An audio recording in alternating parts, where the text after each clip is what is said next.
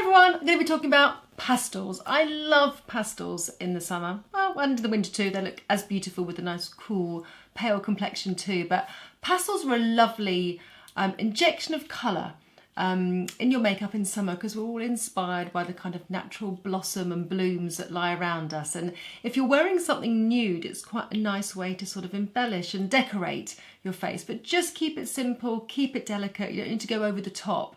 But it's just nice to add that lovely kind of swathe of colour. And I'm loving sort of all the ultraviolet lilacs and pinks around, and especially this nail varnish, which is neither of those shades, it's grey, it's Nails Ink. I don't have the shade with me, the stickers come off the back, but I know a lot of you ask about my nail polish, so I just thought I'd get that in straight away. But I'm loving this shade with the pinks and sort of salmony, orangey colours that I'm wearing at the moment. So lilacs are lovely to wear for special occasions, like I said, with nude tops. And I really love this palette, which is more purpley to be fair, but it's got this really beautiful ultraviolet shade here, which again is sort of multi-pigmented. These three shades together are beautiful, but it's nice because it's got a few shades, two tonal shades that will just help balance my eyes, first of all. Because as you age, your eyes don't sit as neatly. It's nice to have a bit of framework and then just fill in with colour. Absolutely, wear whatever colours you want, but just keep the framework in your makeup and it will all tie in together. I've just dusted over some very soft Beauty Pie One Powder Wonder, which is a great general powder for everybody and everything. I have it as my kit as an emergency powder if I don't have the correct one. It's a good one.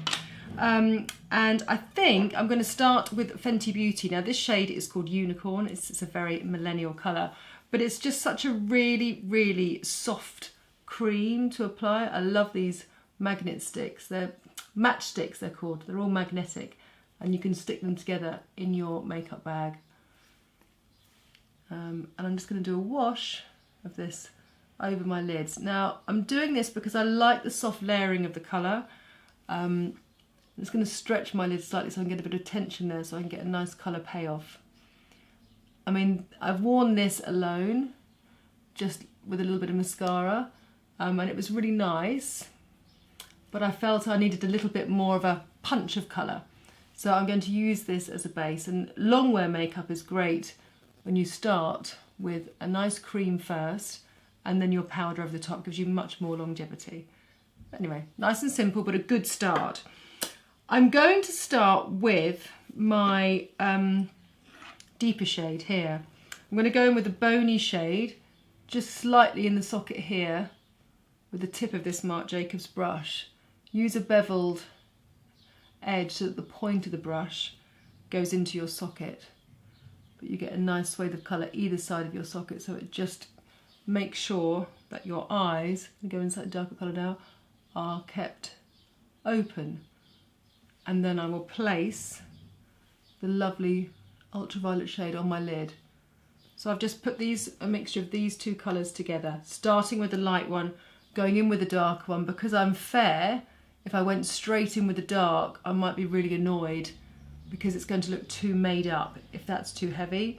So I'm blending the two shades together, and then that just gives you just a middle colour in between the two together. It just makes the whole thing much easier. So I'm going to compact the colour into my brush for the application. I'm very sorry, but the dustmen have just arrived. Always. Here they come. We love the dustmen, but not when we're filming. Anyhow, do apologise for the noise. They won't be here long.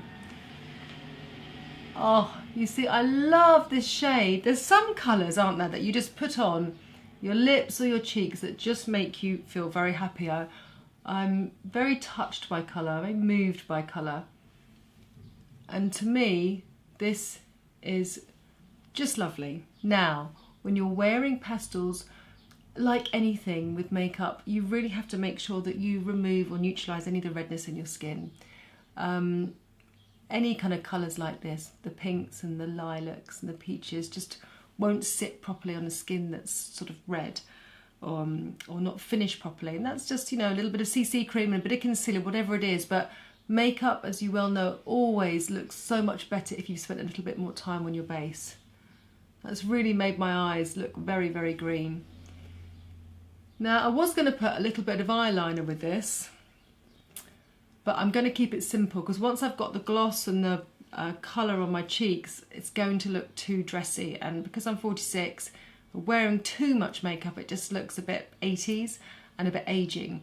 So to kind of keep it fresh and contemporary, I'm probably just going to go in with a little bit more of a security blanket and just push that socket back there. You see just this bit where it collapses naturally, just to push that back so it doesn't really look anything other than sort of the natural contour of my socket. And using a brush that's beveled will help you make sure that you get the colour in the right space. You don't want too much of this colour, otherwise it looks too sculpted.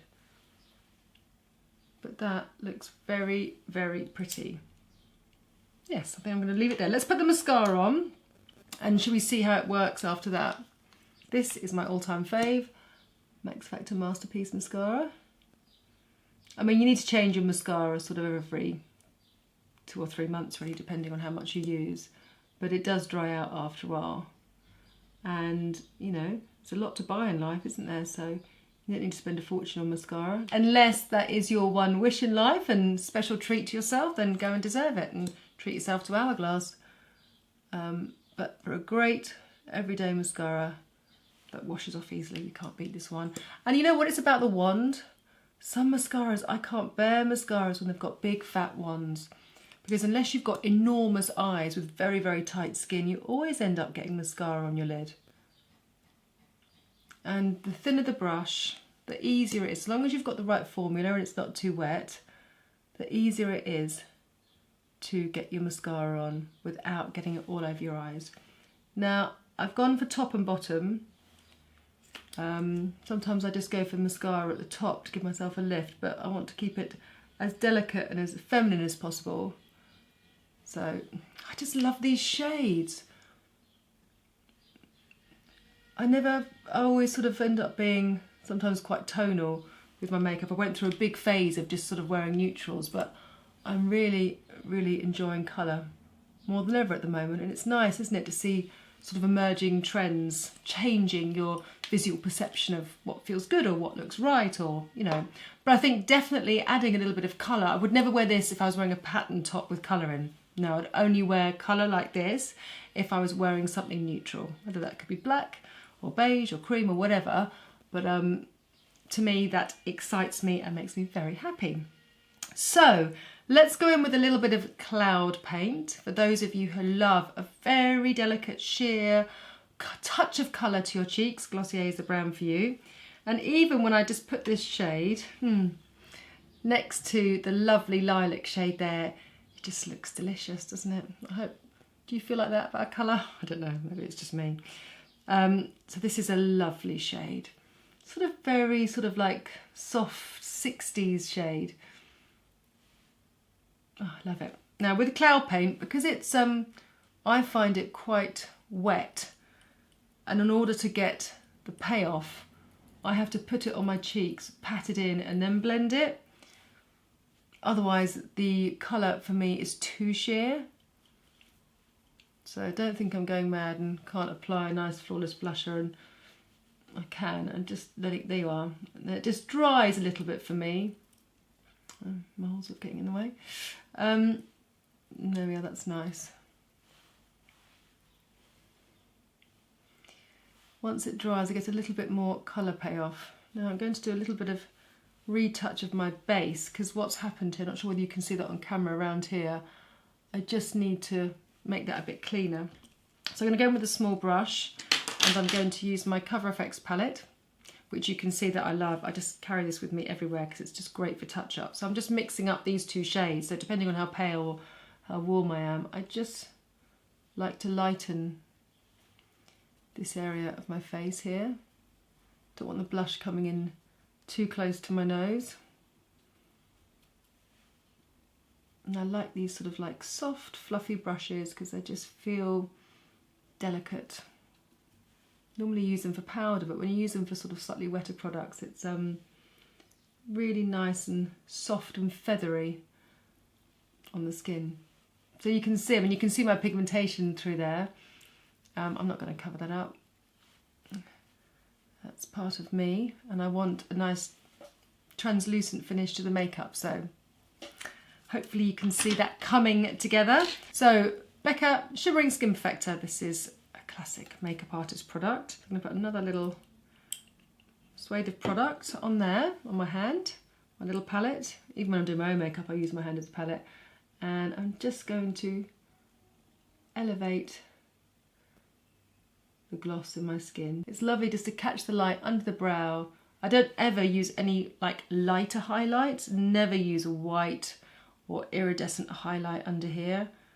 It just really dates the look. But go ahead and use this nice sort of creamy sort of, you know, it's like a pale gold shade. It's the most flattering way to highlight your skin so that it looks fresh and modern without it looking shiny or sweaty or just kind of overly made up. And Becca do really beautiful products like that. It's just nice to sort of blend it into the eyeshadow that it all looks just soft and diffused. Okay, lovely. I might just do one extra coat of mascara just because I feel that with the softness of the shadow, I need just a little bit of a lift. And again, because this brush is so great, it doesn't clog the mascara. It just lifts it at the root, but I'm really pushing, I'm not sure whether you can see it, I'm really pushing quite hard at the root of my lashes because I like to get that lift. You always want to see the tips of your lashes when you look directly in the mirror, because when you look at someone, that opens out your eyes and keeps your eyes nice and big. Right, now I need to introduce you to these unreal, they literally are unreal, lip glosses by Hourglass. You know I'm a fan of Hourglass. There's about 12 or 14 shades. They're all beautiful nudie neutrals, peaches, pinks, lovely caramel nudes like this. This shade is called Gild. I'm not going to use any eyeliner. I'm not going to use any lip liner. It comes with a really lovely flat doe foot.